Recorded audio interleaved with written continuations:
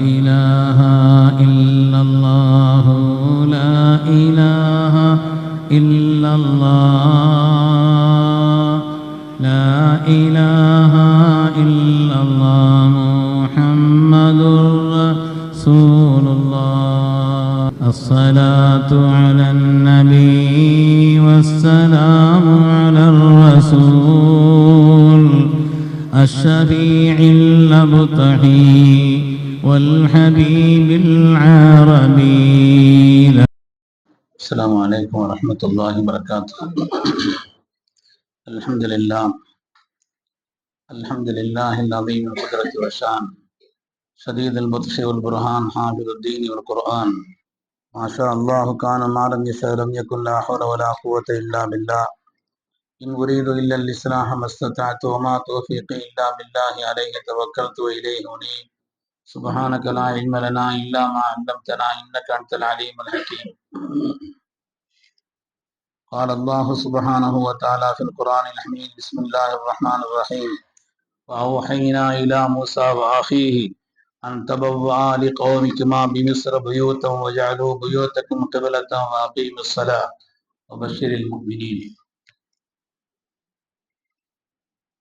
கண்ணியமிக்க முஃமினீன்களே, அல்லாஹ்வின் நல்லடியார்களே, அருமை நாயகம் ஸல்லல்லாஹு அலைஹி வஸல்லம் அவர்களின் பாக்கியம் நிறைந்த உம்மத்துமார்களே, ரப்பு சுப்ஹானஹு வ தஆலா அவனுடைய மேலான கட்டளையை ஜும்மாவுடைய ஃபர்லை நிறைவேற்றுவதற்காக ஒன்று சேர்ந்திருக்கக்கூடிய நம் எல்லோரையும் அல்லாஹ் கபூல் செய்தருள்வானாக. ரப்பினுடைய மேலான திருப்தியை நம்முடைய வாழ்வின் லட்சியமாக கொண்டு இந்த உலகத்தில் இதற்கு ஏற்ப வாழ்ந்து காண்பித்த வல்லல் முஹம்மது ரசூலுல்லாஹ் ஸல்லல்லாஹு அலைஹி வஸல்லம் பரிசுத்தமான வழியில் நின்று இரு உலகத்திலும் வெற்றி பெற்ற சாலிஹீன்கள், அருளாளர்கள், வலிமார்கள், நாதாக்கள், நல்லோர்களின் கூட்டத்தில் அல்லாஹ் தஆலா நம்மையும் நம் சந்ததிகளையும் கபூல் செய்தருள்வானாக. கண்ணியமிக்க முஃமினீன்களே, இந்திய திருநாட்டினுடைய 75வது குடியரசு நிகழ்ச்சிகள் தொடங்கியிருக்கிறது. கிட்டத்தட்ட 500 பேர்கள் கொண்ட ஒரு அறிஞர்கள் சபை தமிழகத்திலிருந்து மாத்திரம் கண்ணியமிக்க காயிதே மில்லத் அவர்கள் உள்ளிட்ட 40 பேர் கலந்து கொண்ட ஒரு அறிஞர்கள் சபையிலே அரசியல் அமைப்பு சட்டம் டாக்டர் அம்பேத்கர் அவருடைய தலைமையிலே உருவாக்கப்பட்ட அந்த அரசியலமைப்பு சட்டம் 1950ஆம் ஆண்டு ஜனவரி 26ஆம் நாள் இந்தியாவினுடைய அரசியலமைப்பு சட்டமாக நடைமுறைப்படுத்த வேண்டும் என்று தீர்மானிக்கப்பட்டு அதனுடைய தொடக்க நாள்.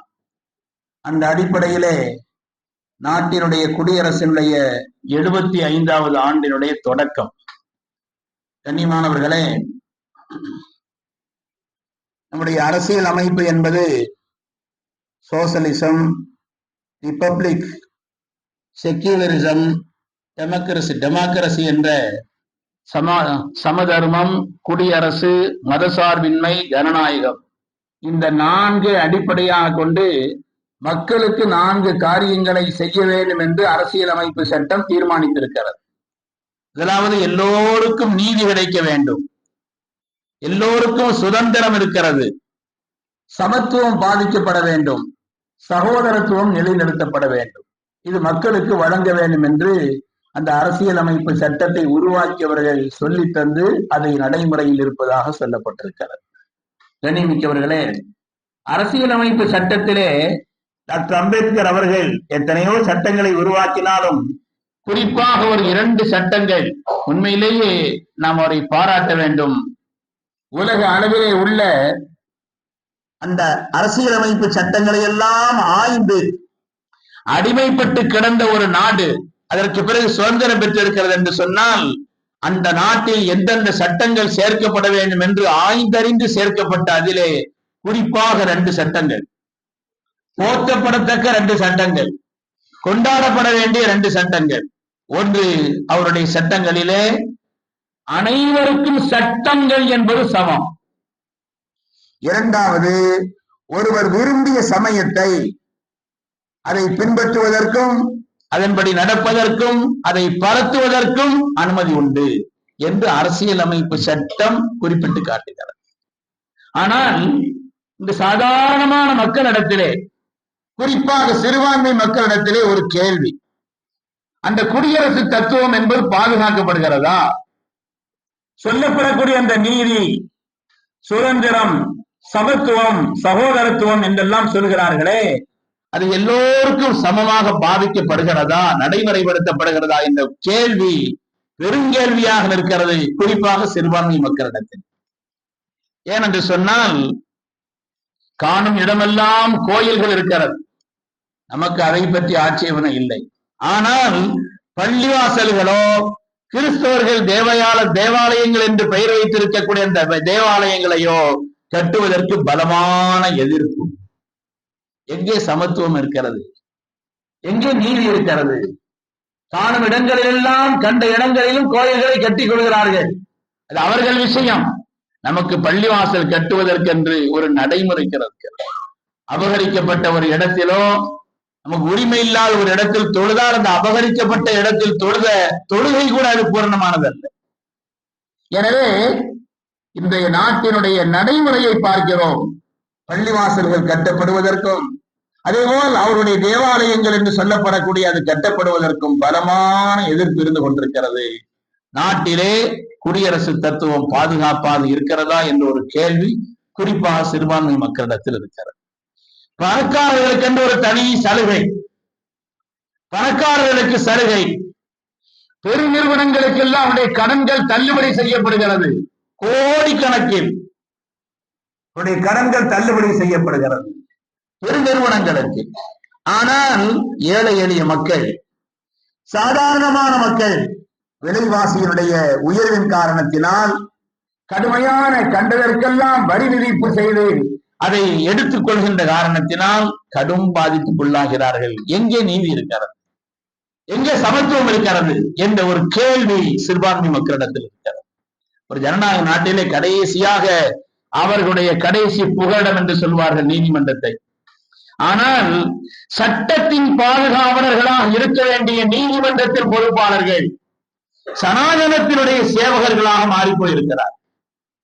சட்டத்தின் பாதுகாவலர்களாக இருக்க வேண்டிய அந்த நீதிபதிகள் சனாதனத்தினுடைய சேவகம் செய்யக்கூடியவர்களாக மாறிப்போயிருக்கிறார். கொஞ்ச காலத்திற்கு முன்னால் டெல்லியிலே உச்ச நீதிமன்றத்தினுடைய 4 நீதிபதிகள், உச்ச நீதிமன்றத்தினுடைய நாம் எல்லாம் பார்த்தது, பொது இடத்திலே வந்து பத்திரிகைகளுக்கு பேட்டி கொடுத்தார்கள். உச்ச நீதிமன்றத்தினுடைய 4 நீதிபதிகள் சேர்ந்து பேட்டி கொடுத்தார்கள். அவர்கள் சொன்னார்கள், நாட்டிலே குடியாட்சி முறைக்கு ஆபத்து வந்திருக்கிறது என்று சொன்னார். நாம் சொல்லவில்லை, அவர்களே சொல்கிறார். உச்ச நீதிமன்றத்தினுடைய நீதிபதிகளே வாக்குமூலம் கொடுக்கிறார்கள். எனவே நம்முடைய அந்த சந்தேகம், நாட்டிலே நடந்து கொண்டிருக்கக்கூடிய நடைமுறை, கோர்ட்டிலே சொல்லப்படக்கூடிய தீர்ப்புகள், இதுவெல்லாம் அந்த சந்தேகத்தை இன்னும் நமக்கு பலப்படுத்துகிறது. குடியரசு தத்துவம் நாட்டிலே பாதுகாக்கப்படுகிறதா? அது பேணப்படுகிறதா? எல்லோருக்கும் சமம் எழுதி வைத்திருக்கிறார்கள். எல்லோருக்கும் நீதி சமமாக ஒழுங்கப்பட செய்யப்பட வேண்டும், சுதந்திரம் இருக்கிறது, எழுதி வைத்திருக்கிறார்கள். அது நடைமுறையிலே அது வாய்ப்பாக பயன்படுத்தப்படுகிறதா, நடைமுறையில் இருக்கிறதா என்ற ஒரு கேள்வி பல்வேறு காரணங்களாலே நம்முடைய உள்ளத்தில் ஆழமாக அது கேட்டுக்கொண்டே இருக்கும்.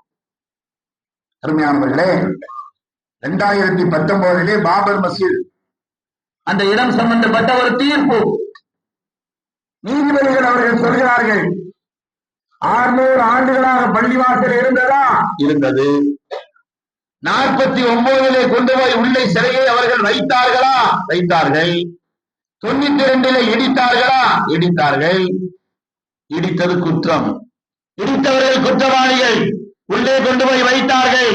600 ஆண்டுகளாக மஸ்ஜிதாக இருந்தது என்றெல்லாம் நீதிபதிகளே சொல்லிவிட்டு கடைசியாக தீர்ப்பு சொல்கிறார்கள். ஆனால் பெரும்பான்மை மக்களுடைய நம்பிக்கையின் அடிப்படையில் தீர்ப்பு சொல்லப்படுகிறது. பெரும்பான்மை மக்கள் இதை அவர்கள் பள்ளிவாசலாக கருதவில்லை என்ற காரணத்தினாலே பெரும்பான்மையான மக்களின் எண்ணங்களின் அடிப்படையில், நம்பிக்கையின் அடிப்படையில் தீர்ப்பு சொல்லப்படுகிறது. எங்கே நீதி இருக்கிறது? நீங்கள் தானே சொல்கிறீர்கள் 600 ஆண்டுகளாக பள்ளியாக இருந்தது என்று சொல்கிறீர்கள். அது 49 கொண்டு போய் சிலை வைக்கப்பட்டது என்று சொல்கிறீர்கள். அதேபோல் அவர்கள் 92 இடித்தார்கள் சொல்கிறீர்கள். இடித்தவர்கள் குற்றவாளிகள் என்றும் சொல்கிறீர்கள். எல்லாம் சொல்லிவிட்டு அதற்கு பிறகு இப்படி தீர்ப்பு சொன்னால் அது என்ன நீதி, அது என்ன சட்டத்தினுடைய நியாயத்தின் அடிப்படையில் உண்டான தீர்ப்பு? அருமையானவர்களே, எனவே இந்த நேரத்தில் முஸ்லிம்களாகிய நாம் ரெண்டு விஷயத்தை நம்முடைய கவனத்தில் கொள்ள வேண்டும். முதலாவது, சட்டங்களை நாட்டிலே வளைக்கலாம், காலமெல்லாம் அப்படி வளைத்துக் கொண்டே இருக்க இயலாது. குர்ஆன் ஷரீஃப் சில சாகாத வரலாறுகளை, வரம்பெற்ற வரலாறுகளை குர்ஆன் நமக்கு நினைவுபடுத்துகிறது. குர்ஆன் ஷரீஃபிலே எகிப்தினுடைய சர்வாதிகாரியாக இருந்த ஃபிரௌன் 74 இடங்களில் அவனை பற்றி சொல்கிறது, பெயர் குறிப்பிட்டு. குர்ஆன் சொல்லக்கூடிய அந்த வரலாறு என்பது அது உண்மையானது, சத்தியமானது. 74 இடங்களில் அவனுடைய பெயரை குறிப்பிட்டு அவனுடைய வரலாறை சொல்கிறது. வேறு எந்த தவறான மனிதர்களை பற்றியும் குர்ஆன் இந்த அளவிற்கு பேசவில்லை.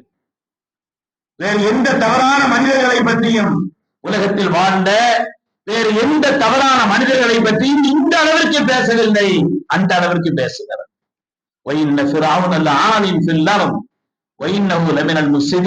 உலகத்தில் குழப்பங்களை விளைவித்தான், தன்னை பெரியார் கருதி கொண்டான் என்று அவனை பற்றி குர்ஆன் ஏராளமாக சொல்லி காண்பிக்கிறது. ஆனால் அப்படிப்பட்ட அந்த ஃபிரௌனுடைய அகம்பாவமும், அவனுடைய அழிச்சாட்டியமும், அவனுடைய சர்வாதிகாரமும், எல்லாவற்றையும் தனக்கு எதிரான எல்லா கருத்துக்களையும் அழித்தொழித்த அந்த ஃபிரௌனுடைய நிகழ்வு முடிவுக்கு வந்துதான் இல்லையா குர்ஆன் சொல்கிறது. எனவே உலகத்திலே சட்டங்களை வளைக்கலாம், நீதியை வளைக்கலாம், ஆனால் அது எப்பொழுதுமே அப்படி நிலைத்துக் கொண்டிருக்க வேண்டிய இல்லை. ஜா அல் ஹக் வ ஸஹகல் பாத்தில் இன்னல் பாத்தில கான ஸஹூக். எப்பொழுதுமே அசத்தியம் அது முடிவுக்கு வந்தே தீரும் என்று குர்ஆன் ஷரீஃப் சொல்லி காண்பிக்கிறது. இதையும் நாம் நினைவில் வைத்துக் கொள்ள வேண்டும். இரண்டாவதாக, நாம் செய்ய வேண்டிய சில காரியங்கள். உலகத்தில் இப்படிப்பட்ட எதிரிகளை எல்லாம் சந்திக்காமல் ஒன்றும் இஸ்லாம் இருந்ததில்லை.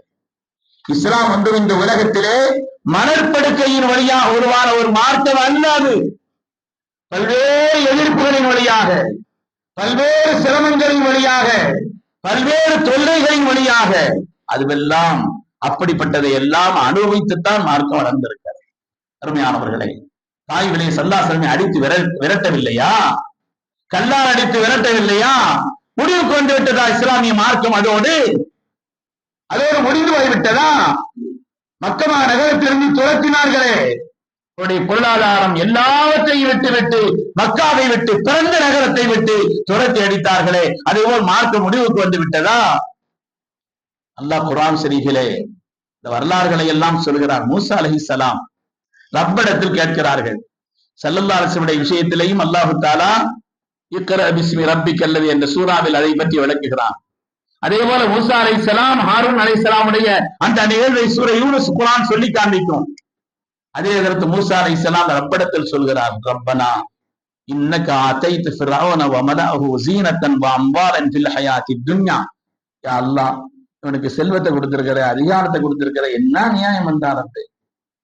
மூசா அலைஹிஸ்ஸலாம் ரப்பிடத்தில் கேட்கிறார். குர்ஆன் சொல்லக்கூடிய நிலையான வரலாறு, மாற்றப்பட இயலாத வார்த்தைகளுக்கு சொந்தம் அது. எல்லாவற்றையும் விட ரப்பின் வார்த்தைகள் அது. மூசா அலைஹிஸ்ஸலாம் ரப்பிடத்தில் கேட்கிறார்கள், இன்னக ஆதைத ஃபிரௌன வ மலஅஹு ஸீனத்தன் வ அம்வாலன் ஃபில் ஹயாத்தித் துன்யா ரப்பனா லியுதில்லு அன் ஸபீலிக். அல்லாஹ்வே, நேரான பாதையை விட்டு இந்த உலகத்தில் வழிகெடுக்கக்கூடிய இவனுக்கு, அநியாயம் செய்யக்கூடிய இவனுக்கு பொருளாதாரத்தை நிரப்ப கொடுத்திருக்கிறாய், ஆட்சி அதிகாரத்தை வழங்கி இருக்கிறாய், அநியாயம் செய்கிறானே. ரப்பிடத்தில் கேட்கிறார். அல்லாஹு தஆலா மூசா அலைஹிஸ்ஸலாமுக்கும் ஹாரூன் அலைஹிஸ்ஸலாமுக்கும் சொன்ன ஒரு செய்தியை நினைவுபடுத்துகிறான். உலகத்தில் எங்கெல்லாம் அநியாயங்கள் தலைவிரித்தாடுகிறதோ, சர்வாதிகாரம் தலை தூக்கி நிற்கிறதோ, உலகத்தில் வம்பர்கள் எங்கே உலகத்தில் அநியாயம் செய்து கொண்டிருக்கிறார்களோ, அவர்களுடைய அந்த விஷயத்தில் முஃமின்கள் நடந்து கொள்ள வேண்டிய அந்த நடைமுறையை குர்ஆன் ஷரீஃப் சொல்லி காமிக்கிறது. சாதாரணமா அதுக்கு இதுக்கு என்ன பொருத்தம் நம்ம நினைப்போம். மார்க்கத்தை பொறுத்தவரையில ஸல்லல்லாஹு பார்வையும் மார்க்கத்தின் பார்வையுமே கொஞ்சம் வித்தியாசமானது. ஒரு ஆள் வந்தார், நாயகமே, நான் ஒரு ஆள் தான் குடும்பத்துல சம்பாதிக்கிறேன், நான் சம்பாதிச்சுதான் மொத்த குடும்பமும் கரையுது என்று சொன்னான். வீட்டுல யாரெல்லாம் இருக்கிறாங்கன்னு சொல்லாதுன்னு கேட்டாங்க. வயது முதிர்ந்து என்னுடைய பெற்றோர்கள் இருக்கிறார்கள், என்னுடைய வீட்டிலே என் மனைவி இருக்கிறார்கள், சிறு பிள்ளைகள் இருக்கிறார்கள், நான் ஒரு ஆள் தான் சம்பாதிக்கிறேன்னா. சொன்னாங்க விஷயம் அப்படி இல்லை. அவர்களின் காரணத்தினால் அல்லாஹ் உனக்கு போதுமான ரிசுக்கை தருகிறான்னு சொன்னான். அவர்களால் தான் அல்லாஹ் உனக்கு போதுமான ரிசுக்கை தருகிறான் என்று பார்வையை திருப்பினார்கள். அதுதான் யதார்த்தமான பார்வை. இன்னமா தும் சருண சொன்னாங்க, நீங்கள் உதவி செய்யப்படுவதும் ரிசுக் அளிக்கப்படுவதும் உங்களிலே பலகீனர்களின் காரணத்தினால் தான் என்று அல்லாஹ் தஆலாவுடைய ரசூல் சொல்வார். அதனால அதுக்கு இதுக்கு என்ன சம்பந்தம் நினைப்போம். ஆனால் அல்லாஹுடைய ரசூலும் அல்லாஹு தஆலா அருள்மறையிலேயும் சம்பந்தத்தினுடைய காரியங்களை சொல்லி காண்பிக்கிறார். இப்படிப்பட்ட வம்பர்கள் மிகைக்கக்கூடிய நேரத்தில் நீங்கள் செய்ய வேண்டிய அணுகுமுறை, நீங்கள் செய்ய வேண்டிய காரியம் என்னவென்று சொன்னால், அல்லாஹ் சொல்கிறான், தொழுகையில் பேருதலா இருங்க. இறையச்சத்தை, தொழுகையை அதை பற்றி கொள். அல்லாஹ் குர்ஆனிலே வாக்களிக்கக்கூடிய செய்தி மூசா அலைஹிஸ்ஸலாமுக்கும் மூசா வாஹி, அதற்கு மூசா அலைஹிஸ்ஸலாமுடைய சகோதரருக்கு நாம் சொன்னோம். அல்லாஹ் சொல்கிறான், குர்ஆன் சொல்லி வருகிறது, வாகீமுஸ்ஸலா, தொழுகையை நீங்கள் பேணுதலா நிறைவேற்றுங்கள் என்று அல்லாஹ் தஆலா அருள்மறையிலே சொல்லியிருக்கிறார். அருமையானவர்களே, அதற்கான முடிவு இங்கே இருக்கிறது என்று சொல்றார். பொறுமையை கொண்டும் தொழுகையை கொண்டு வரப்படத்தில் உதவி எடுங்க. உதவி வேண்டிய காரியம் இருக்கிறது, அது கையிலே உங்களுக்கு சரக்கு இருக்கிறது, அதை கொண்டு கேளுங்க. அதே போல அல்லாஹ் தஆலா நம்முடைய உயிரின் மேலான கண்மணி முஹம்மது ரசூலுல்லாஹி ஸல்லல்லாஹு அலைஹி வஸல்லம் சம்பந்தப்பட்ட விஷயங்களிலே அல்லாஹ் தஆலா சொல்லும் பொழுது, மக்காவிலே கஅபாவிற்கு உள்ளே நுழைந்து அங்கே தொழுவதை கூட தடுத்தார்கள். அங்கே உள்ள வந்து தொழுகிறதை கூட தடுத்தாங்க. அந்த நேரத்தில் தான் அல்லாஹு தஆலா நாயகத்திற்கு சொல்லி காண்பித்தார், நாயகமே, அதை பற்றி எல்லாம் தாங்கள் பொருட்படுத்தாதீர்கள், நீங்கள் அதை பொருட்படுத்தாதீர்கள்.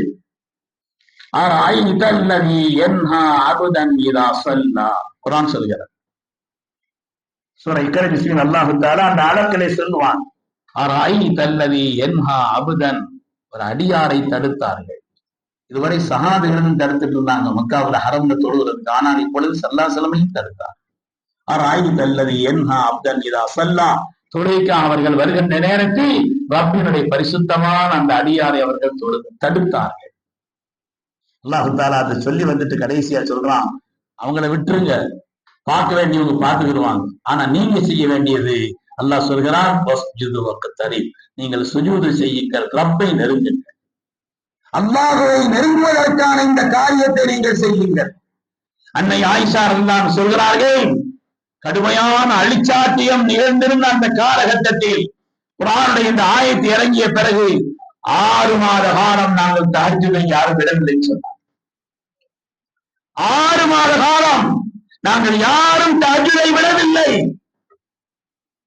அதற்குண்டான விளைவை பார்த்தோம். பதிலில் அத்தனை பேரும் சின்னாபின்னமாகி கிடந்தார். பதிலே சின்னாபின்னமாகி கிடந்தார்கள். உலகத்தில் யார் நீதியை வளைக்க நினைக்கிறார்களோ, அநியாயம் செய்ய நினைக்கிறார்களோ, வம்பர்களாக உலகத்தில் அடிச்சாட்டையும் செய்து கொண்டிருக்கிறார்களோ, சர்வாதிகாரத்தை நிலைநிறுத்த பார்க்கிறார்களோ, அவர்களுக்கு எதிராக நாம் இங்கே சென்று யுத்தம் செய்ய வேண்டிய அவசியமோ அந்த காரியமோ ஒன்றும் இல்லை. நீங்கள் செய்வது ரப்பிடத்தில் நெருங்குங்கள், பரிசுத்தமான முறையில் உங்களுடைய காரியங்களை ஆக்குங்கள். நாட்டினுடைய பொது தேர்தல் நெருங்கி வரக்கூடிய இந்த காலகட்டத்தில் முஸ்லிம் உம்ம செய்ய வேண்டிய ஒரு காரியமும் கூட ஐவேளை தொழுகை மாத்திரமல்ல, நம்முடைய தஹஜ்ஜுதிலும் தனி கவனம் செலுத்த வேண்டும். அந்த நேரத்தில் ரப்பிடத்தில் அல்லாஹ் நாட்டினுடைய மதசார்பின்மையை சட்டங்களாக எழுதி வைத்திருக்கக்கூடிய இந்த காரியங்களை எல்லாம் நடைமுறைப்படுத்தக்கூடிய இந்த ஆட்சியாளர்களை ரப்பை ஏற்படுத்தித்தா என்று கேட்கிறேன். நாம் ஒன்றும் நாட்டினுடைய இல்லாததை கேட்கவில்லை. எல்லோருக்கும் நீதி என்று சொல்கிறார்களே, சமத்துவம் என்று சொல்கிறார்களே, எல்லோருக்கும் சகோதரத்துவத்தை பேண வேண்டும் என்று சொல்கிறார்களே, அப்படிப்பட்ட இந்த காரியத்தை நாட்டினுடைய அரசியல் அமைப்பு சட்டம் எதை சொல்கிறதோ அதை காப்பாற்றக்கூடிய ஆட்சியாளர்களை, அதை நிலைநிறுத்தக்கூடிய ஆட்சியாளர்களை, எல்லோருக்கும் சமத்துவத்தை பேணக்கூடிய, யாருக்கும் அநியாயம் செய்யாத நல்ல ஆட்சியாளர்களை ரப்பே நீ தா என்று கேட்க வேண்டிய கடமை, அதற்கான வழியை அல்லாஹ் சொல்லித் தருகிறான். சில பேரிடமா கவனம் செலுத்த வேண்டும். அருமையானவர்களே, வெளியில் இன்று கோஷம் போடுவது அல்ல நம்முடைய காரியம் என்பது, அதுவல்ல. மற்ற காரியங்களை எல்லாம் விட ரப்பிடத்தில் கண்ணீர் வடித்தால், கேட்க வேண்டிய நேரத்தில் கேட்டால், கேட்க வேண்டிய முறையிலே கேட்டால் தருவது குர்ஆனுடைய வாக்களிப்பது. உலகத்தில் வம்பர்கள் வீழ்ந்தது அதை கொண்டுதான் என்று குர்ஆன் ஷரீஃப் சொல்லி காண்பிக்கிறது. உண்மையான பெருமக்களே, நாட்டினுடைய குடியரசு தத்துவம் உலகத்தில் இந்த நடைமுறையில் இருக்கிறதா என்ற கேள்வி நமக்கு இருந்தால் அந்த கேள்விக்கான பதிலை அதை எப்படி சரிபடுத்த வேண்டும் என்ற ஒரு வழிமுறையை குர்ஆன் ஷரீஃப் சொல்லித் தருகிறது. அல்லாஹு தஆலா நமக்கு விளங்கும் அறிவை தந்தருள்வானா, நம்முடைய உள்ளத்தில் இறையச்சத்தை அல்லாஹ் அதிகப்படுத்தி அருள்வானா, நம்முடைய தொழுகைகளில் அல்லாஹ் பேணுதலை தந்தருள்வானா, நம்முடைய சிறந்த தீனையும் சிறந்த துன்யாவையும் சிறந்த ஆகரத்தையும் அல்லாஹ் நசீபாக்கி அருள்வானா. நாட்டிலே இந்திய திருநாட்டை உலகத்தின் நாடுகளில் எல்லாம் அழகான மேன்மையான நாடாக அல்லாஹ் ஆக்கி அருள்வானாக. நாட்டிலே நீதியும் நியாயமும் எல்லோருக்கும் சமத்துவத்தை பேணக்கூடிய சிறந்த ஆட்சி அல்லாஹ் ஏற்றுக்கு தந்தருள்வானாக. ஆமீன் ஆமீன் யா ரப்பல் ஆலமீன். வ ஆகிரு தஅவானா அனில் ஹம்துலில்லாஹி ரப்பில் ஆலமீன். அஸ்ஸலாமு அலைக்கும்.